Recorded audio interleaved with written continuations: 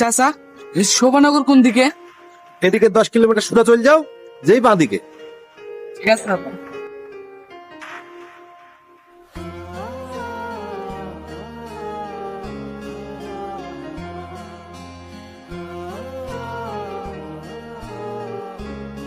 কেন এত মন খারাপ করছিস বলতো?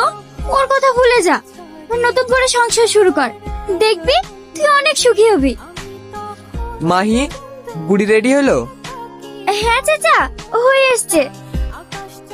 এই বিয়ে হবে না, আমি সাথীকে ভালোবাসি। কে তুই? আমি আরজে রোহান। তোমাকে তো আগে কখনো দেখিনি। আমি সাথীকে ভালোবাসি আঙ্কেল, ওকে নিয়ে যেতে এসেছি।